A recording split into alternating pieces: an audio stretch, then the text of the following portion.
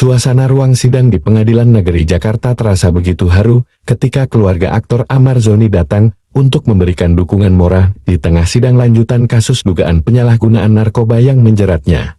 Dalam sidang tersebut, Ammar tampak lebih tenang dari sebelumnya, mengenakan kemeja putih sederhana. Ia sesekali menatap ke arah keluarga yang duduk di bangku pengunjung. Tatapan itu penuh rasa bersalah, namun juga rasa rindu dan penyesalan yang dalam.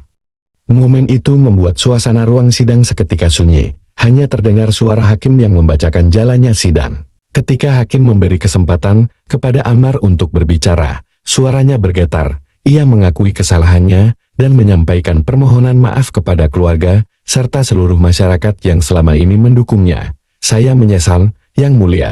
Saya ingin berubah dan menjadi pribadi yang lebih baik. Demi keluarga saya dan anak-anak saya di rumah, ucap Ammar dengan suara lirih.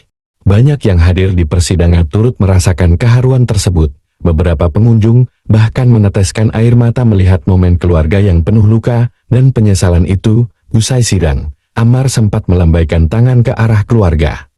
Memberikan isyarat kecil, seolah ingin mengatakan bahwa ia akan berjuang untuk memperbaiki segalanya. Sidang ini menjadi pengingat bahwa di balik gemerlap dunia hiburan, ada sisi manusiawi yang rapuh dan bisa tersesat. Namun dukungan keluarga terutama cinta dan doa masih menjadi kekuatan terbesar bagi seseorang untuk bangkit.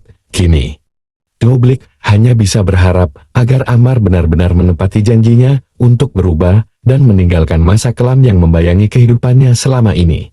Ammar Zoni, aktor yang sebelumnya cukup dikenal di industri hiburan Indonesia, kini menjadi terdakwa dalam kasus dugaan penyalahgunaan atau peredaran narkoba. Dalam proses hukumnya, tim pengadilan menyetujui agar sidang dilaksanakan melalui video cam dari Lapas Nusa Kambangan.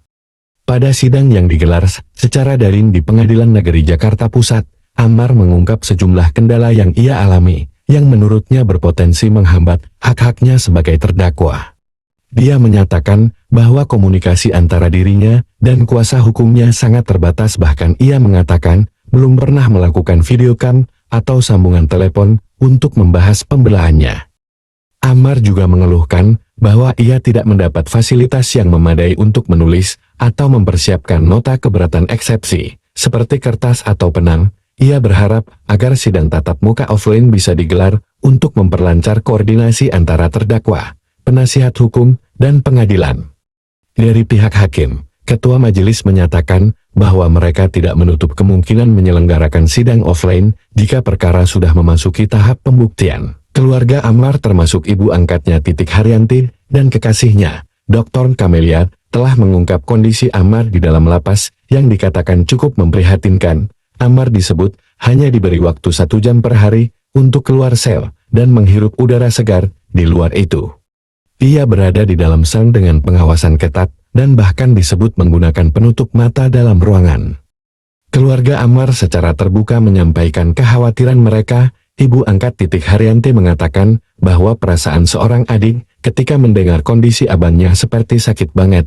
Dr. Camelia menyebut bahwa kondisi Ammar sebenarnya lebih menyedihkan dibanding yang tersebar ke media. Dan berharap agar sistem hukum di Indonesia berlaku adil tanpa diskriminasi. Publik ramai memperhatikan karena selain kasus narkoba itu sendiri, persoalan perlakuan tahanan.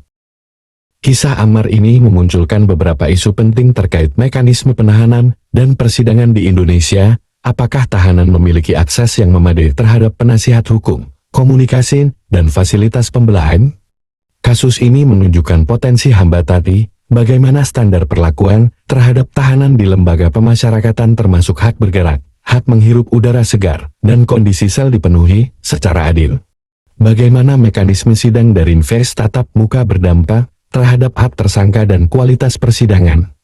Publik mempertanyakan apakah perlakuan tahanan selebriti atau publik figur berbeda, atau justru menjadi sorotan khusus dalam sistem hukum.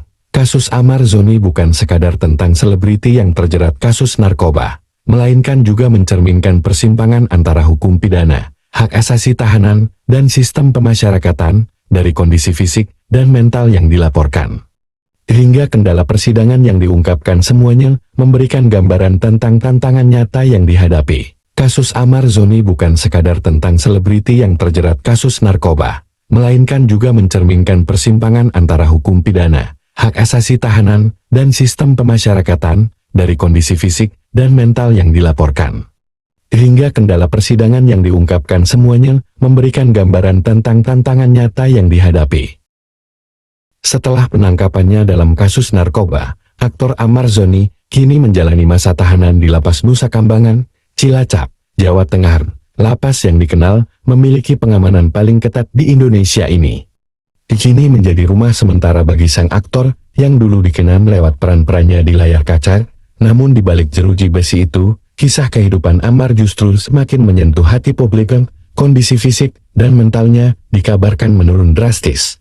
Kasus narkoba yang menjerat Amar Zoni berawal dari penangkapan oleh pihak kepolisian beberapa waktu lalu. Setelah proses hukum berjalan, Amar akhirnya ditetapkan sebagai terdakwa dan menjalani persidangan secara daring dari Lapas Nusa Kambangan. Pemindahan ini dilakukan karena Amar dikategorikan sebagai tahanan berisiko tinggi. Dalam sidang yang digelar secara online dari ruang isolasi Lapas Nusa Kambangan, Amar tampak lebih kurus dan pucat. Ia berbicara dengan nada pelan, memohon agar majelis hakim memberikan kesempatan untuk sidang tatap muka. Ia mengeluhkan sulitnya mendapatkan akses menulis nota pembelaan. Dari keterangan keluarga, kondisi Amar di Nusa Kambangan disebut cukup memprihatinkan. Ia hanya diperbolehkan keluar dari sel selama 1 jam setiap harinya untuk menghirup udara segar. Selebihnya, ia harus berada di dalam ruangan dengan pengawasan ketat. Bahkan, menurut pengakuan keluarga, Amar sering menggunakan penutup mata di dalam sel.